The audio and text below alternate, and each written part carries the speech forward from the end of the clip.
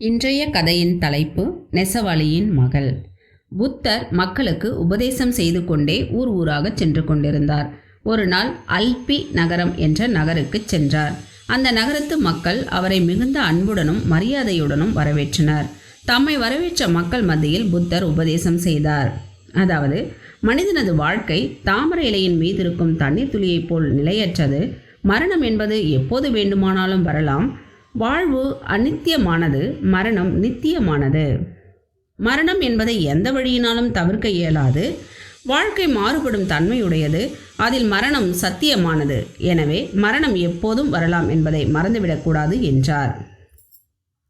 புத்தர் மக்களை மரண பயத்திலிருந்து விடுவிக்கும் போதனையில் தீவிரமாக ஈடுபட்டு வந்தார். ஒவ்வொருவரும் தன் சிறு வயதிலிருந்தே இதை நடைமுறைக்கு கொண்டு வர வேண்டும் என்று வற்புறுத்தி வந்தார்.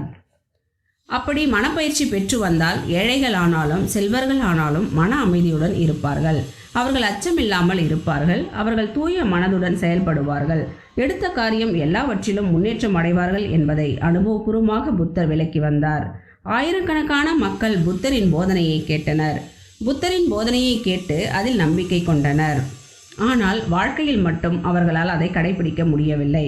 காரணம், உலக இன்பத்தில் அவர்கள் ஈடுபட்டு இருந்ததுதான். அல்பி நகரத்தில் புத்தர் போதனையை ஒரு நெசவாளியின் 16 வயது பெண் கேட்டாள். புனிதமான புத்தபிரானின் வார்த்தைகள் அவள் மனதில் ஆழப்பதிந்தன. காலை முதல் மாலை வரை அவள் நெசவு வேலைகளிலும் வீட்டு வேலைகளிலும் மும்முரமாக ஈடுபட்டிருந்தாள். ஓய்வெடுக்க அவளுக்கு நேரம் கிடைக்கவில்லை. இருந்தாலும் அவள் மனம் புத்தர் அருளிய போதனையை பற்றி கொண்டது.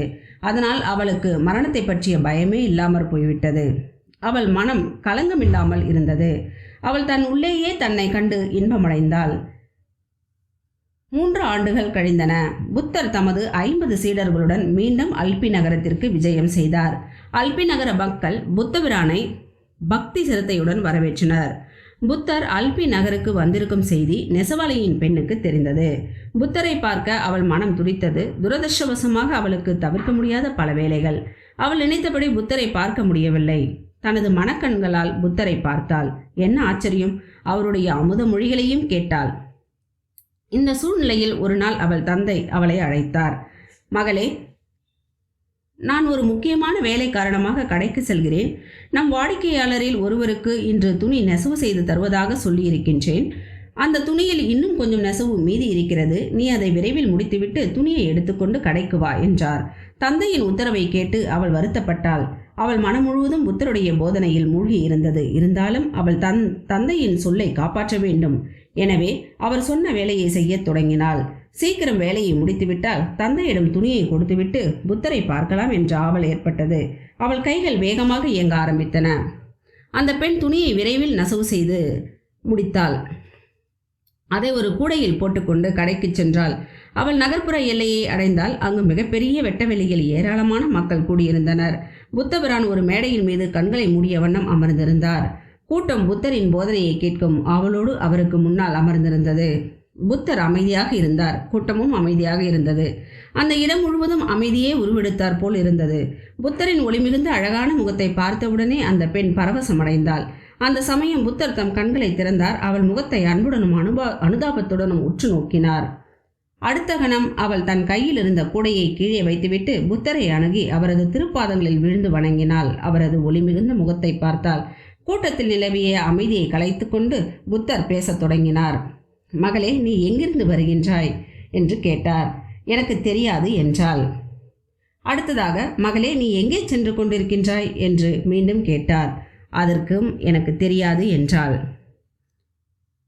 அடுத்ததாக, உனக்கு தெரியாதா என்று கேட்டார். சுவாமி, எனக்கு தெரியும் என்றாள் அவள். கடைசியாக, உனக்கு தெரியுமா என்ற கேள்விக்கு அவள் தெரியாது என விடையளித்தாள். புத்த பெருமான் அந்த பெண்ணிடம் 4 கேள்விகளை கேட்டார். அந்த பெண்ணின் முரண்பாடான பதில்களை கேட்டதும் கூடியிருந்த மக்கள் வியப்படைந்தனர். அவள் புத்தபிரானை அவமதித்து விட்டதாகவே எண்ணினர். அவள் ஒரு அகங்காரமுடைய பெண் என்று நம்பினர். கூட்டத்தில் சலசலப்பு ஏற்பட்டது. நெசவாளியின் மகள் மரியாதை தெரியாதவள் தன் மனம் போனபடி எல்லாம் புத்தரிடம் பேசுகிறாள். எவ்வளவு தைரியம் அவளுக்கு! ஒன்றுக்கும் உதவாத பெண். ஏதோ தான் பேசுவது சரி என்று நினைத்து கொண்டிருக்கின்றாள் என்று அவளை சிலர் கண்டித்தனர். புத்தர் கூட்டத்தை அமைதிப்படுத்தினார். மீண்டும் அந்த பெண்ணிடம் கேள்வி கேட்க ஆரம்பித்தார். அன்பு மகளே, எங்கிருந்து வருகிறாய் என்று கேட்டபோது, நீ ஏன் எனக்கு தெரியாது என்று கூறினாய்? நான் என் வீட்டிலிருந்து வருகிறேன் என்பது தங்களுக்கு நன்றாக தெரியும். அதனால் தங்கள் கேள்வி அதுவன்று. எங்கிருந்து நான் தோன்றி நெசவலையின் வீட்டில் பிறந்தேன் என்பதே தங்கள் கேள்வி. அதனால்தான் எனக்கு தெரியாது என்றேன் என்றாள். அவளது அறிவின் கூர்மையை புத்தர் பாராட்டினார். நீ சரியான பதிலையே சொன்னாய். நானும் உன்னிடம் அதையே எதிர்பார்த்தேன் என்றார். மகளே, நீ எங்கே போய் கொண்டிருக்கின்றாய் என்று கேட்டதற்கு, நீ ஏன் தெரியாது என்று மீண்டும் கூறினாய் என்று கேட்டார். சுவாமி, இந்த துணியை நான் எடுத்துக்கொண்டு எங்கே செல்கிறேன் என்பது தங்களின் கேள்வி இல்லை. இந்த பிறவி முடிந்ததும் அடுத்தது எந்த இடத்தில் பிறப்பாய் என்று கேட்டீர்கள். அது எனக்கு தெரியாதே சுவாமி, அதனால் தெரியாது என்றேன் என்றாள். மிக பொருத்தமான பதிலை கூறியிருக்கிறாய் என்று பாராட்டினார். மகளே, உனக்கு தெரியாதா என்று கேட்டபோது, நீ எனக்கு தெரியும் என்று சொன்னாயே. என்றாவது ஒரு நாள் நான் இந்த உலகத்தை விட்டு செல்ல வேண்டும் என்பது எனக்கு தெரியும். அதனால்தான் தெரியும் என்று கூறினேன் என்றாள். நீ சரியான பதிலையே சொன்னாய். கடைசியாக உனக்கு தெரியுமா என்று கேட்டதற்கு, நீ ஏன் எனக்கு தெரியாது என்றாய் என்று கேட்டார். சுவாமி, மரணம் என்பது நிச்சயம். அது எந்த நாள், எந்த பொழுது, எந்த கணம் வரும் என்பது எனக்கு தெரியாது. அதனால்தான் எனக்கு தெரியாது என்றேன் என்றாள். கூட்டத்தில் இருந்தவர்கள் அவளது கருத்து செறிந்த பதிலையும் பக்குவமடைந்த புத்தியையும் எண்ணி வியப்பில் ஆழ்ந்தனர். அவள் அதிகாலை முதல் இரவு வரை வயிற்று பிழைப்புக்காக ஓயாது உழைப்பவள். அவளுக்கு எப்படி இந்த உன்னதமான மனப்பக்குவம் வந்தது என்று வியந்தனர். அவர்கள் அந்த பெண்ணை பாராட்டமன்னும் பார்த்து கொண்டிருந்தனர். புத்தர் பேசத் தொடங்கினார். ஞானக்கண்ணே ஒருவனுக்கு உண்மையான கண்ணாகும். யார் அந்த கண்ணை பெறவில்லையோ அவர்கள் குருடர்களே. வலையிலிருந்து விடுபட்டிருக்கும் பறவைகள் ஒரு சில. அதுபோல இந்த இருள் சூழ்ந்த உலகத்தில் பார்வையை பெற்றிருப்பவர் ஒரு சிலரே. அவர்களே வாழ்க்கையின் உன்னதமான பாதையை நோக்கி நடப்பவர்கள். அந்த பெண் புத்தரின் போதனையின் மூலம் வாழ்க்கையில் மிக்க உன்னதமான உண்மையை உணர்ந்தாள். அவள் விழிப்படைந்தாள். அங்கே கூடியிருந்த மக்களும் விழிப்படைந்தனர். கூட்டம் முடிந்தது. அந்த இடம் வெறிச்சென்று ஆகிவிட்டது. அந்த பெண் கீழே வைத்திருந்த கூடையை எடுத்துக்கொண்டு தந்தையின் கடைக்கு சென்றாள். அவள் மனம் புத்தருடைய போதனையிலேயே சுழன்று கொண்டிருந்தது. அவள் பரவச நிலையில் ஆழ்ந்திருந்தாள். மரணத்தை பற்றி சிந்திக்க தொடங்கினாள். இடைவிடாது சிந்தித்தாள். அவளுக்கு இந்த உலகத்தின் நிலையற்ற தன்மை விளங்கியது. தந்தையின் கடையை அடைந்தாள். அவர் தரையில் வேலை செய்த நிலையிலேயே தூங்கிக் கொண்டிருந்தார். தந்தையின் தூக்கம் கெடாமல் கூடையை கீழே வைத்தாள். அப்போது எதிர்பாராமல் கால் தடுக்கி தரையின் மேல் விழுந்து விட்டாள். அவள் விழுந்த ஓசை கேட்டு விழித்து கொண்ட தந்தை தூக்க கலக்கத்துடனேயே மகளை கவனிக்காது வழக்கம் போல் தறியை இயக்கத் தொடங்கினார்.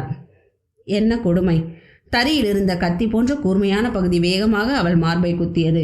குத்திய இடத்திலிருந்து ரத்தம் பொங்கி எந்திரத்தின் மீது வடிந்தது. அவள் உயிர் பிரிந்தது. உயிர் பிரிந்த அவள் முகம் சந்திரனைப் போல் களங்கமில்லாமல் இருந்தது. அந்த முகத்தில் ஒளி வீசியது. தம் கைகளாலேயே தம் மகள் இறந்ததைக் கண்டு இதயமே வெடித்து விடுவது போல் கதறினார் அவளின் தந்தை. மிகுந்த துக்கம் காரணமாக அவருக்கு பைத்தியமே பிடித்துவிடும் போல் இருந்தது. அவர் புத்தர் பெருமானிடம் சென்று அவர் பாதங்களில் விழுந்து வணங்கினார். ஆரம்பமும் முடிவும் இல்லாத துன்பத்தை நீ உன் பழைய பிறவிகளில் அனுபவித்திருக்கின்றாய். அந்த துன்பம் கடலுக்கு சமம் என்றால் இப்போது உன் மகள் மடிந்ததனால் ஏற்பட்டிருக்கும் துன்பம் ஒரு துளி நீருக்கு சமம். மரணம் சத்தியமானது. மனதை திடப்படுத்திக்கொள். உன் காரியத்தில் ஈடுபடு என்றார் புத்தர். புத்தரின் அருள்வாக்கு நெசவாளியின் உள்ளத்தை ஆழத் தொட்டது. சுவாமி, உலக கவலைகளில் இருந்து என்னை மீட்டு அருள் புரிய வேண்டும் என்று வேண்டி புத்தரின் காலடிகளில் மீண்டும் விழுந்து வணங்கினார். புத்தர் அவரை தம் சீடராக ஏற்றுக்கொண்டார். இந்த சீடரும் அவரது பெண்ணும் புத்தரிடம் வைத்திருந்த பக்தி அவர்களை கடவுளை உணர்ந்து அனுபவிக்கும்படி செய்தது.